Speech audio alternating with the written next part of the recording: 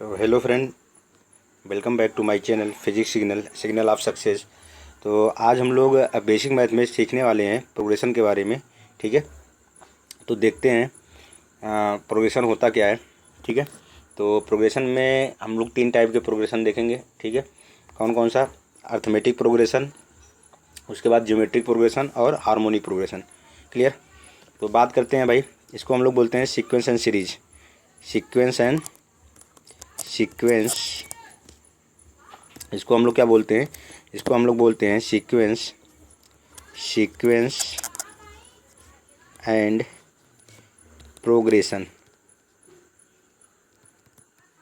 Sequence and progression कितने type के हम लोग प्रोग्रेशन देखेंगे? 3 टाइप के। ठीक है, पहला होता है अर्थमेटिक। पहला कौन सा होता है? Arithmetic progression. इसको हम लोग क्या बोलते हैं? इसको हम बोलते हैं एपी। सेकंड क्या है? इसको बोलते हैं हम लोग ज्योमेट्रिक प्रोग्रेशन। इसको हम लोग क्या बोलते हैं? जीपी। थर्ड होता है अपना हार्मोनिक प्रोग्रेशन। इसको अपन क्या बोलते हैं भाई? इसको हम लोग बोलते हैं एचपी। क्लियर? तो 3 टाइप के प्रोग्रेशन के बारे में हम लोग बात करेंगे जो बेसिक मैथ में अपने यूज होगा। ठीक है ना, फिजिक्स में सॉल्व करते हुए कई टाइप की सीरीज बन जाती हैं, तो सीरीज़ को सॉल्व करने में बहुत ज़्यादा हेल्पफुल होगा ये। ठीक है, तो करते हैं स्टार्ट।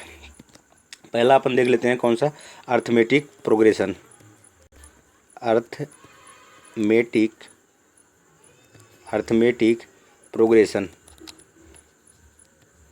Arithmetic progression.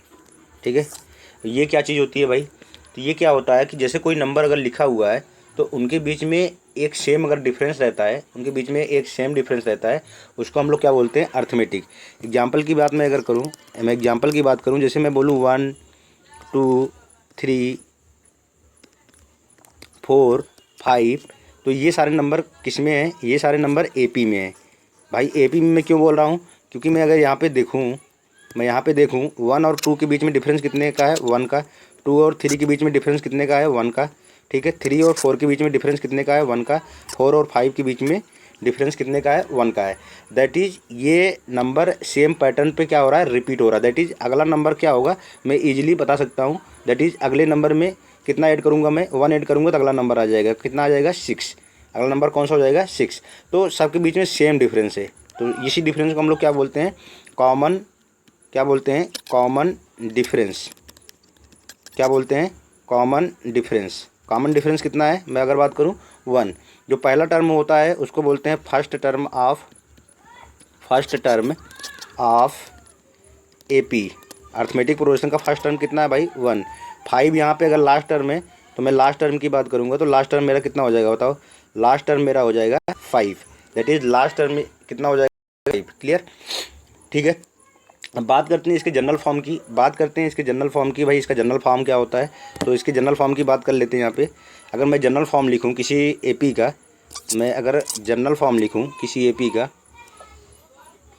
अगर कोई general form of an AP, किसी एपी का अगर मैं जनरल फॉर्म लिखता हूँ तो मैं कैसे लिखूँगा?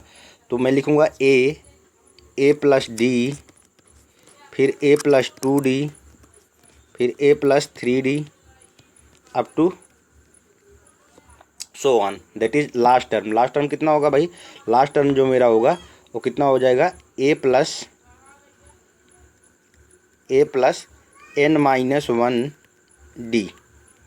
A plus n minus 1d। अब एक चीज़ यहाँ पे देखना कि भाई क्या है? a मेरा क्या है? इसको हम लोग बोलते हैं फर्स्ट टर्म। क्या बोलते हैं? First term.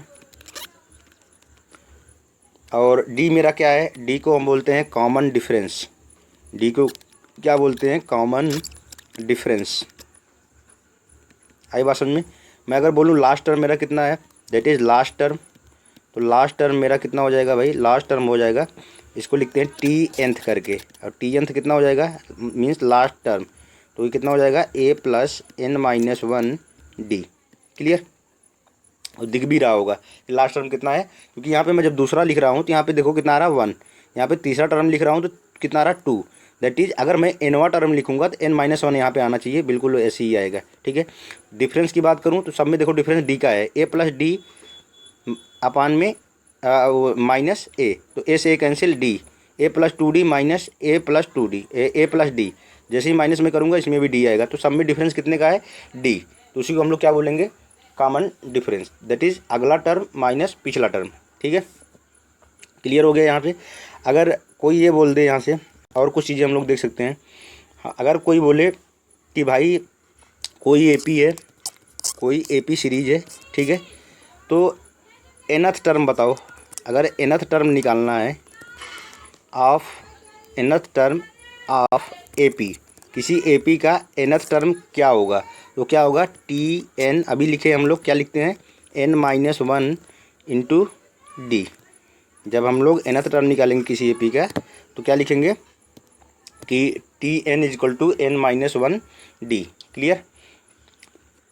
अब अगर कोई बोले कि भाई जो सीरीज लिखी हुई है उसका सम बताओ, तो सम ऑफ एपी क्या होता है, इसका फॉर्मूला क्या होता है, सम ऑफ एपी, किसी एपी का सम क्या होता है, हम लोग क्या लिखते हैं एस एन, किसी टर्म का सम निकालने के लिए क्या लिखते हैं n/2 2a plus n-1 D, ये होता है क्या किसी एपी का सम का फार्मूला। ठीक है, इसको ऐसे भी लिख सकते हैं, ये बताओ एस एन जो लिखा गया है, एस एन इजिकल टू क्या लिखा गया है, अगर मैं इसको डिवाइड करूँ 2 से 2 के डिवाइड करूँ तो यहाँ पे क्या हो जाएगा एन ए, और यहाँ पे क्या हो जाएगा ND-1, तो ये ऐसे कुछ लिखा हुआ आएगा, दैट इज़ ये लिखा हुआ आएगा n/2, मैं क्या करता हूँ 2a के क्या लिख देता हूँ a प्लस ए जैसे लिखूँगा तो एक तो a आ जाएगा और a प्लस n-1 d बचेगा, तो ये क्या होता है लास्ट टर्म तो होता है भाई, that is a plus L. L क्या है मेरा यहाँ पे, एल है मेरा लास्ट टर्म, ए क्या है मेरा लास्ट टर्म, और यहाँ पे लिखा भी है मैंने लास्ट टर्म कैसे लिखते हैं a प्लस n-1 डी, ये क्या है लास्ट टर्म, दैट इज़ ये क्या है एल है। तो इस वाले फार्मूले में, इसी वाले फार्मूले में, इस वाले फार्मूले में 2a को मैं लिख देता हूँ a प्लस ए, तो एक तो a बचेगा, यहाँ पे a लिख लिया, a plus n-1 D L के इक्वल हो जाएगा, तो यहाँ पे l लिख दिया। तो इसको ऐसे भी लिख सकते हैं कि किसी एपी का अगर मुझे फर्स्ट टर्म और लास्ट टर्म पता है तो मैं उसका सम क्या कर सकता हूँ ईजिली निकाल सकता हूँ। क्लियर। आगे बात करते हैं, कि भाई अगर कोई एपी है तो उसका अर्थमेटिक मीन कैसे निकालेंगे। अब मीन का मतलब आप लोग को समझ में आता होगा, मीन का मतलब होता है एवरेज, मीन का मतलब क्या होता है एवरेज। ठीक है ना, तो मैं अगर बात करूं अर्थमेटिक मीन की, अर्थमेटिक मीन की, तो अर्थमेटिक मीन कैसे निकालते हैं, मीन का मतलब होता है एवरेज। कहने का मतलब है अगर मान लो मेरे पास में 3 नंबर हैं, एक नंबर है ए, और एक है कैपिटल ए, और एक है स्मॉल बी। ठीक है, तो ये तीनों नंबर किस में हैं, ये तीनों नंबर एपी में हैं, ये तीनों नंबर किस में है भाई एपी में है। तो जो अर्थमेटिक मीन होगा तो ए इक्वल टू क्या हो जाएगा कि first term plus last term upon में 2। तो ये ए क्या बता रहा है, ये ए मेरा क्या बताएगा, ये ए मेरा बताएगा कि arithmetic mean that is average क्या होगा, वो ए होगा, that is A equal to A plus B by 2। Clear. I think समझ में आ गया होगा भाई कि एपी कैसे निकालते हैं। तो कुछ क्वेश्चन हम लोग करके देख लेते हैं ताकि इजीली हम लोगों को सारी चीज़ें पता हो जाएं। ठीक है ना, मैं क्वेश्चन लिखता हूँ यहाँ पे, मैं कोई क्वेश्चन लिखता हूँ यहाँ पे, तो क्वेश्चन लिखता हूँ मैं, एक क्वेश्चन ले लेता हूँ मैं। ठीक है, जैसे मैं एक क्वेश्चन लेता हूँ, जैसे यहाँ पे लिखा है 2 4 6 8। क्लियर, ऐसे लिखा हुआ है। ठीक है, ये एक एपी है, एक एपी है। हम लोग सारा कुछ करके देखने वाले हैं, हम लोगों को क्या क्या निकालना है। यहाँ पे मुझे ये निकालना है कि इसका 10वां टर्म क्या होगा, T10th बताना है कितना होगा। ठीक है, और 10वें चौथे टर्म तक का समेसन बताना है, दैट इज़ मुझे क्या बताना है, मुझे ये बताना है S4th कितना होगा, चौथे टर्म का तक का समेसन कितना होगा, ये बताना है मुझे। ठीक है, मुझे ये भी बताना है कि ठीक यही दो चीज़ कैलकुलेट करते हैं, ठीक है ना। तो करते हैं भाई इसको। अब ये बताओ मुझे, ठीक है, करते हैं इस चीज़ को। अब अगर मैं आपसे बोलूँ कि बताओ ये फर्स्ट टर्म कितना है, तो फर्स्ट टर्म कितना है 2, ठीक है। अब फर्स्ट टर्म निकल के आ गया। अब मुझे क्या पता करना पड़ेगा, डी की ज़रूरत पड़ेगी। डी क्या होता है, कॉमन डिफरेंस। और ये क्या होता है, अगला माइनस पिछला। कोई भी अगला एक ले लो और कोई भी एक पिछला ले लो। तो 4 - 2 करूँगा मैं, कितना आ जाएगा 4 - 2 दैट इज़ 2। कॉमन डिफरेंस कितना निकल के आ गया 2। क्लियर। अब मैं लगा सकता हूँ टी टेंथ का फार्मूला क्या होता है, अभी मैं लिख के आया हूँ। टी एंथ का फार्मूला क्या होता है भाई, a + n - 1 × d, ठीक है। अब यहाँ पे अगर टेंथ ले रहे हो तो यहाँ पे टेंथ नहीं लेना पड़ेगा। तो n की वैल्यू कितनी हो जाएगी, n की वैल्यू जो मेरे पे निकल के आएगी वो हो जाएगी T tenth, that is n की जगह पे टेंथ लिखूँगा। a कितना है 2 + n - 1, तो n की वैल्यू कितनी है 10, दैट इज़ 10 - 1 × d। d की वैल्यू कितनी है 2। तो यहाँ से मैं इजीली निकाल लूँगा, कितना हो जाएगा ये 2 + 10 में से एक गए कितना बचेगा 9, 9 और दूनी 18, ठीक है ना 18। दैट इज़ जो 10वां टर्म होगा मेरा कितना होगा भाई, वो होगा 20। 10वां टर्म मेरा कितना निकल के आएगा 20, ठीक है। अब बात करता हूँ फोर्थ टर्म तक समेशन कितना होगा, एस फोर्थ क्या होगा, ठीक है। अब मेरे पास में क्या होता है formula, n/2 2a + n - 1 × d, ये फार्मूला होता है, ठीक है। फोर्थ का बताना है, मतलब n की वैल्यू कितनी हो जाएगी 4। तो मैं इसको जब जैसे ही सॉल्व करूँगा तो क्या लिखूँगा 4/2 और यहाँ पे 2 a की वैल्यू 2 + n की जगह में कितना लूँगा 4, जैसे 4 - 1 3 और कॉमन डिफरेंस कितना था 2। तो कितना निकल के आ जाएगा ये आ जाएगा 2 और ब्रैकेट में बचेगा 4 + 6 दैट इज़ 2 × 10 दैट इज़ कितना आ जाएगा ये 20। तो समेशन कितना आएगा 20 आएगा 4 टर्म तक। अब देख भी हम सकते हैं कि भाई पहला टर्म ये, दूसरा टर्म ये, तीसरा टर्म ये, चौथा टर्म ये। 8 × 6 14 और 14 और 4 18, 18 2 20, 20 आने चाहिए थे इन चारों का सम, और बिल्कुल आ भी रहा है। क्लियर। तो ईजिली हम लोग क्या कर सकते हैं, पता कर सकते हैं। अब कई बार क्या होता है, कई बार क्या होता है कि भाई जैसे मान लो एक क्वेश्चन में लिख रहा हूँ, ठीक है, एक क्वेश्चन लिख रहा हूँ मैं, यहाँ पे एक क्वेश्चन लिख रहा हूँ, ठीक है, एक क्वेश्चन लिख रहा हूँ, उसके बाद में फिर देखता हूँ कैसे होता है, ठीक है। यहाँ पे लिखा है कि 6th and 11th term of NAP are respectively 17 and 32. Find 20th term of AP। तो इसका कौन सा टर्म बताना है भाई, मुझे ये बताना है कि इसका 20 टर्म कितना होगा, ठीक है।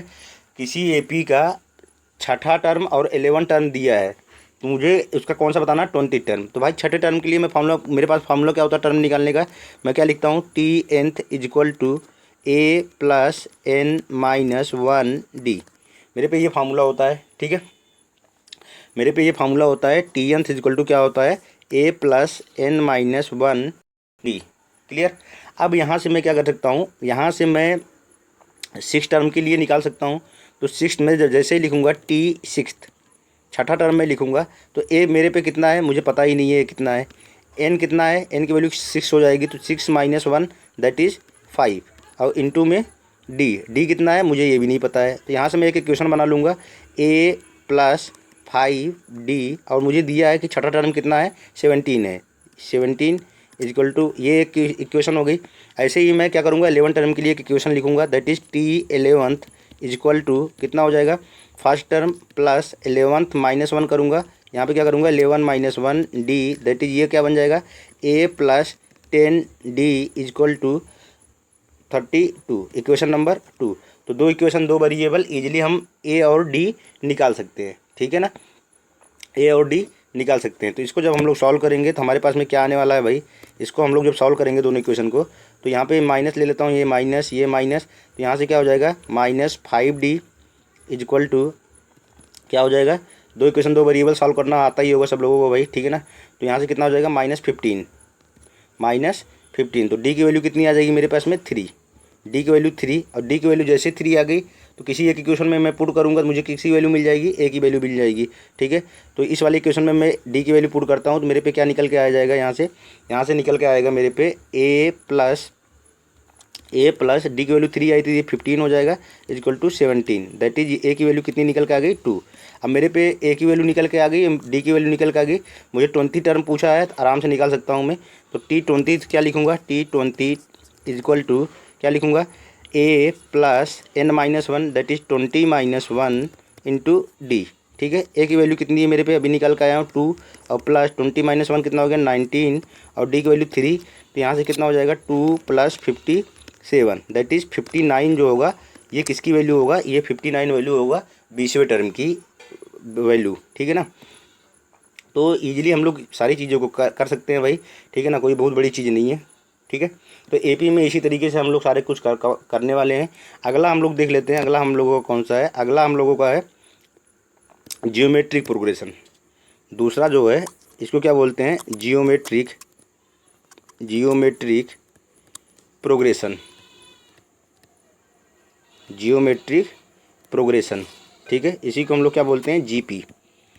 तो ये सीरीज़ क्या होती है भाई, ज्योमेट्रिक प्रोग्रेशन, देख लेते हैं इसको भी।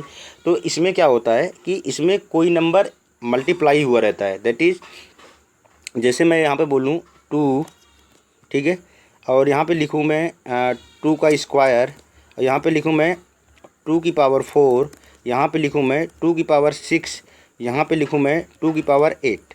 मैं बोलूँ ये नंबर किस में है, तो ये नंबर किस में है, ये नंबर है जीपी में। किस में है, जीपी में। मुझे कैसे पता चल गया, क्योंकि मैं जो अगला टर्म है और पिछला टर्म है दोनों का डिवाइड करूँगा। तो 2 का स्क्वायर ऊपर और नीचे 2 कितना आ रहा है चेक करूँगा, तो यहाँ पे कितना आ रहा है 2। फिर ऐसे इसके लिए करूँगा 2 की पावर 4 अपान में 2 स्क्वायर, यहाँ भी कितना आ रहा है भाई, यहाँ पे कितना आ रहा है, यहाँ पे भी कितना आ रहा है 2, यहाँ पे भी कितना आ रहा है 2 नहीं आ रहा भाई,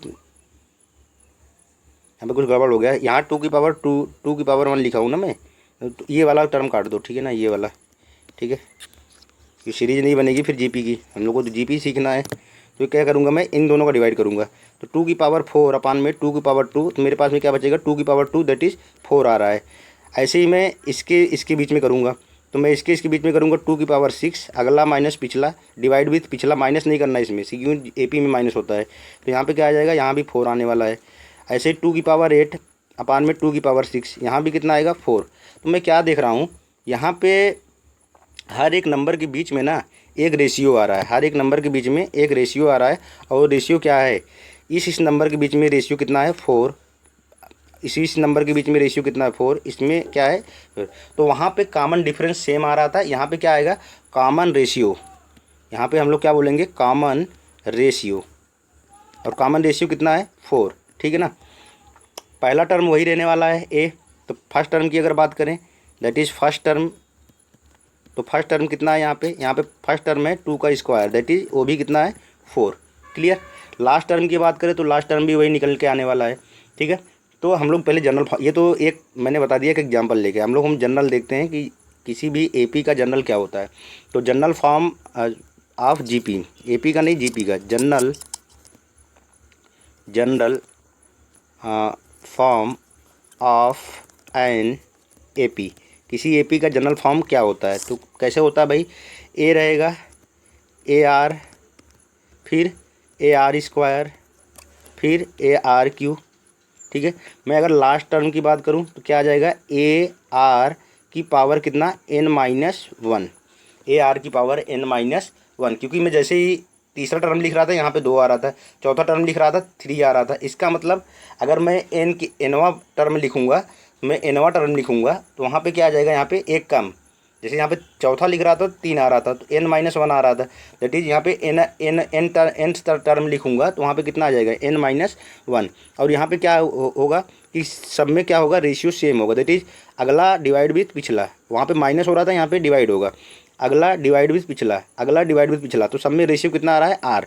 इसी आर को हम लोग क्या बोलते हैं, वहाँ पे डी लिखते थे, डिफरेंस था तो कॉमन डिफरेंस बोलते थे। यहाँ आर को क्या बोलेंगे, रेशियो निकाल रहे हैं तो क्या बोलेंगे यहाँ पे भाई कॉमन रेशियो। क्या बोलेंगे कॉमन रेशियो। ए को क्या बोलेंगे हम लोग, ए को बोलेंगे फर्स्ट टर्म, ए को क्या बोलेंगे first term of an GP, of a GP, ठीक है ना, किसी जीपी का पहला टर्म वही सेम रहने वाला है, ठीक है।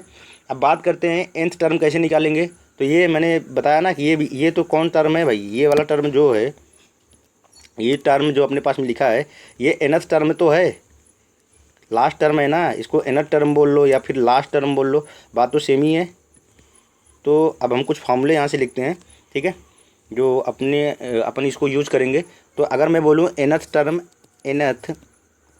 टर्म ऑफ ए जीपी, किसी जीपी का अगर nth टर्म हम लोग निकालते हैं तो उसके लिए फॉर्मूला क्या है अभी करके देखें हैं भाई। तो nth इक्वल टू क्या लिखेंगे, nth टर्म लिखेंगे तो T nth term of an GP that is कितना हो जाएगा भाई, ए आर की power n minus one, A R की पावर कितना n माइनस वन। क्लियर, आगे देखते हैं। अब हम लोग क्या कर सकते हैं भाई, आगे हम लोग देखो और क्या कर सकते हैं, हम लोग सम निकाल सकते हैं। कोई जीपी दिया हो उसका सम क्या होगा, तो सम ऑफ n टर्म्स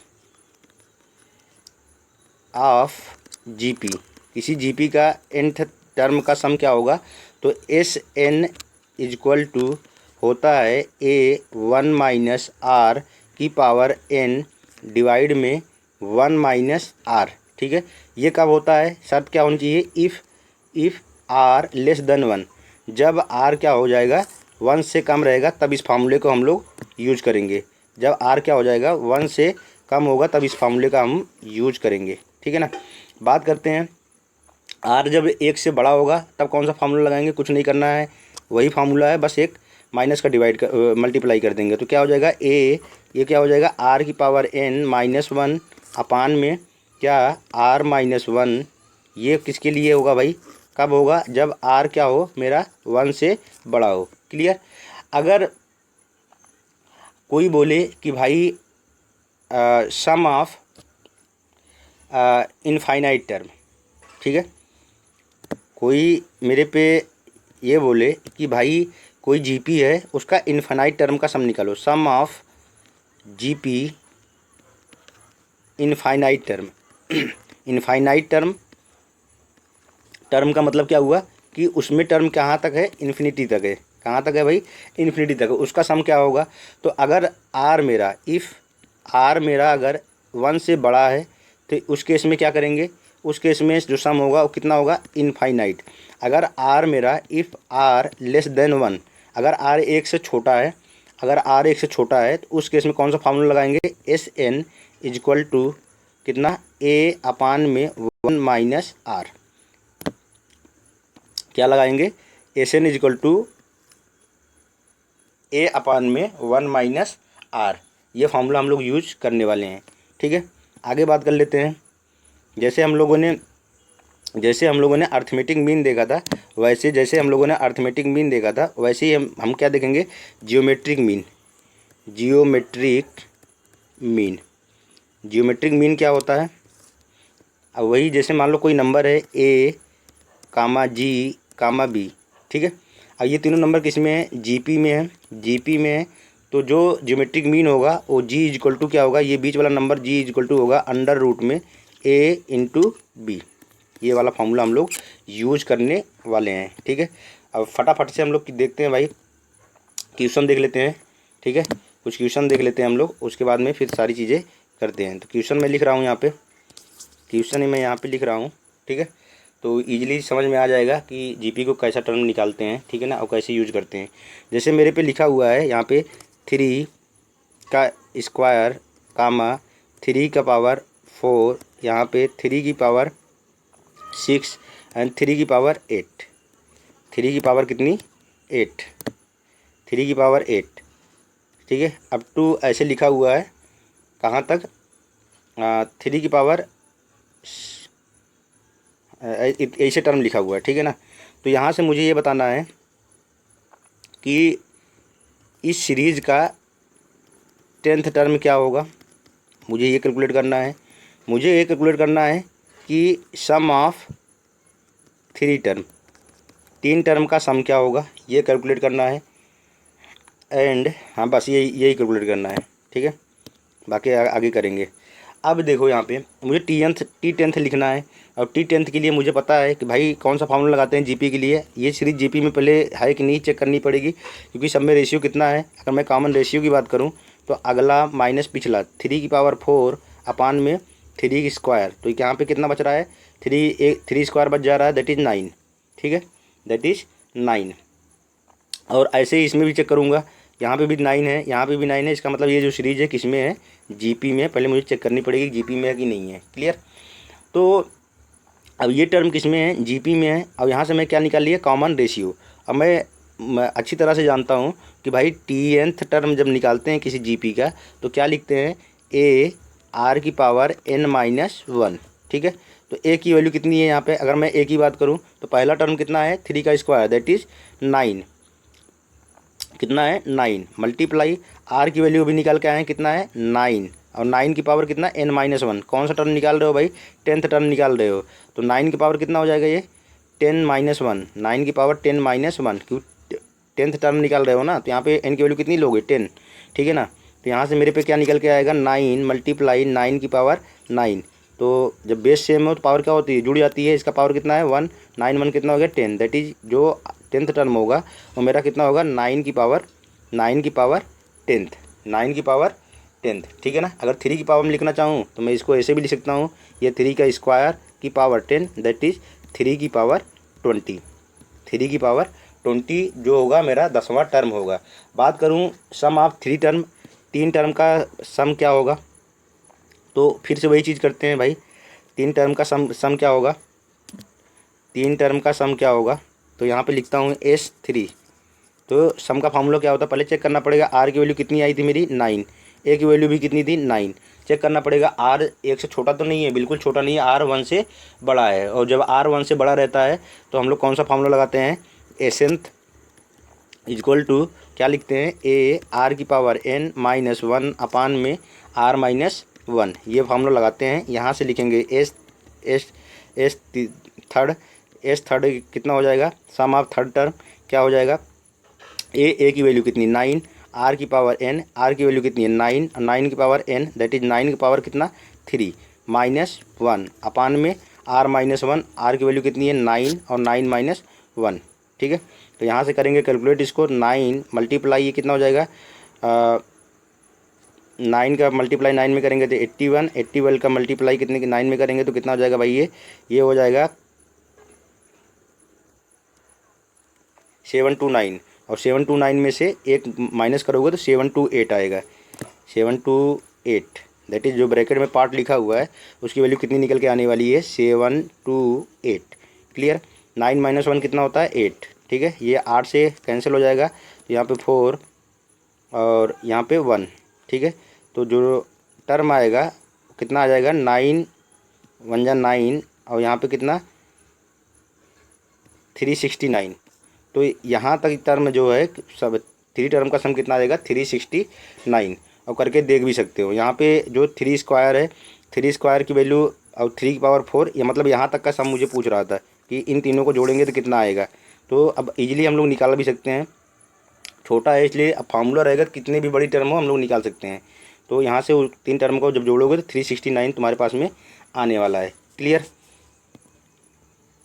आगे बात करते हैं भाई, आगे हम लोग बात करते हैं किसका, आगे बात करते हैं हार्मोनिक प्रोग्रेशन। अगला बात करते हैं हम लोग तीसरा वाला जो अपना है वो क्या है, हार्मोनिक प्रोग्रेशन। ये क्या होती है भाई हार्मोनिक प्रोग्रेशन, ये कोई नई टर्म नहीं है। हार्मोनिक क्या होता है, ये एपी का उल्टा होता है, एपी का उल्टा होता है। दैट इज़ अगर A B C D E ऐसे करके कोई टर्म लिखा हुआ और ये अगर एपी में है, किस में है एपी में है, तो इसका उल्टा करेंगे 1, ए का उल्टा कितना हो जाएगा 1/a, 1/b, 1/c, 1/d, 1/e, ये सारे किस में हो जाएंगे एचपी में हो जाएंगे, मीन्स हार्मोनिक प्रोग्रेशन में। कहने का मतलब क्या हुआ है कि कोई टर्म अगर एपी एचपी में लिखा हुआ है, कोई टर्म किस में लिखा हुआ है एचपी में लिखा हुआ है, तो उसका उल्टा करेंगे तो क्या हो जाएगा वो किस में हो जाएगा एपी में हो जाएगा। तो कहीं भी एचपी अगर लिखा हुआ मिलेगा हम लोगों को, कहीं भी HP अगर लिखा हुआ मिलेगा तो उसको हम लोग क्या कर लेंगे, उसको हम लोग रिवर्स कर लेंगे, तो उसको हमको किस में लिखा हुआ मिलेगा, किस पे लिखा हुआ मिलेगा वो, HP में लिखा हुआ मिलेगा। मैं बात करूँ क्वेश्चन की, जैसे यहाँ पे क्वेश्चन मैं एक करता हूँ, ठीक है ना, तो इसके लिए कोई अलग से फॉर्मूले नहीं पढ़ने हैं, मैं क्वेश्चन एक कर रहा हूँ। तो यहाँ पे दिया हुआ है कि 1/2 कामा 1/3 कामा 1/4 कामा 1/5 कामा 1/6 दिया है कि ये किस में है, HP में है। किस पे में है भाई, HP में है। तो ये पता करना है कि इन जो टर्म लिखे हुए हैं इनका सम क्या होगा, इनका सम क्या होगा। तो मुझे सीधे से पता है भाई HP और AP आपस में एक दूसरे के क्या होते हैं, उल्टे होते हैं। तो मैं इसको क्या करूँगा, इसको उल्टा करूँगा तो किस में बन जाएगा, AP में बन जाएगा। तो 1/2 का उल्टा क्या हो जाएगा 2, और 1/3 का उल्टा कितना 3, एंड 1/4 का उल्टा कितना 4, एंड 1/5 का उल्टा कितना 5, एंड 1/6 का उल्टा 6। क्लियर। तो ये वाली टर्म मेरी किस में हो जाएगी, AP में हो जाएगी, दैट इज अर्थमेटिक प्रोग्रेशन में। ठीक है। अब इसको सॉल्व करना आसान है, तो कौन सा फॉर्मूला लगाएंगे, एशन किसी AP का सम इक्वल टू क्या होता है भाई n/2, ठीक है, अपान n/2, और क्या होता है a प्लस n-2a, यहाँ पे 2a होता है, सॉरी यहाँ पे कितना होता है 2a होता है, यहाँ पे 2a प्लस n-1 d, ये होता है फॉर्मूला। तो n की वैल्यू कितनी, तो कितने टर्म है 1 2 3 4 5, 5 टर्म है, दैट इज़ 5/2। यहाँ पे 2a लिखेंगे, फर्स्ट टर्म कितना है 2। अब ये वाला भूल जाओ, ठीक है ना, जो SP में दिया भूल जाओ, जो ये सीरीज बना रखी है ना इसके लिए लगाओगे, ठीक है ना। तो यहाँ फर्स्ट टर्म कितना हो गया 2, तो 2 का 2 में मल्टीप्लाई करोगे कितना आ जाएगा 4, प्लस n-1 कितने टर्म है भाई 5 टर्म है, तो 5 - 1 कितना हो जाएगा 4, और d की वैल्यू कितनी है, कॉमन डिफरेंस निकल लो, सब में एक का डिफरेंस है, तो यहाँ पे कितना हो जाएगा 1। ठीक है, इसको कैलकुलेट करेंगे तो कितना आएगा 5/2, और ये कितना हो जाएगा 4 और 4 8, दैट इज़ कितना आ जाएगा 20। सभी का सम कितना आ जाएगा 20। ठीक है, इसका मतलब क्या हुआ, इन सब का सम कितना होगा 20 होगा। अब करके देख भी लेते हैं क्या, 1/2 प्लस 1/3 प्लस 1/4 प्लस 1/5 प्लस 1/6 की वैल्यू जो है क्या 20 आएगी, क्या 20 आएगी। तो करके देख लेते हैं भाई, यहाँ से तो क्या लिखा हुआ है एक बार कर लेते हैं, 1/2 1/3 1/4 1/5 एंड 1/6। ठीक है, अब अगर मैं सबको जोड़ूंगा तो मैं क्या करूँगा, बीच में प्लस, यहाँ भी प्लस, यहाँ भी प्लस, यहाँ भी प्लस, सबका LCM लो, तो LCM कितना आ जाएगा भाई 60। LCM कितना आ जाएगा 60 नहीं 30, नहीं 60 आएगा। ठीक, यहाँ पे कितना आ जाएगा 30, और यहाँ पे कितना आ जाएगा 20, और यहाँ पे कितना आ जाएगा 15, यहाँ पे कितना आ जाएगा 5, और यहाँ पे कितना आ जाएगा, यहाँ पे 12 आएगा, सॉरी 12 आएगा, और यहाँ पे कितना आ जाएगा 10। सबको जोड़ते हैं तो 20 और 30 कितने हो गए 50, 50 और 10 ये 60, 60 10 70 हो गए 75, और 75 10 85 2 87। गलत आ रहा है क्या, 5 2 7, गलत तो नहीं किया, 3 20, ठीक ठीक 12, ठीक। तो 30 20 50, 50 और 50, और ये 60 70 80 87, 87/60 आ रहा है। ठीक है, 87 कितना आ रहा है 60 आ रहा है। यहाँ पे कुछ गड़बड़ किया है मैंने, एक मिनट देखता हूँ, n/2 2a plus n-1 d, अगर ये HP में है तो ये AP में होंगे। क्या गलती किया मैंने, 2/3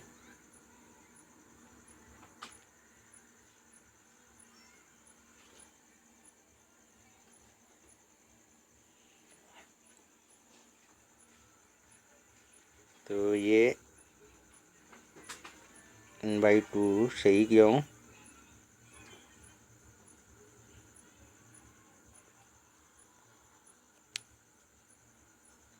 फोर, ठीक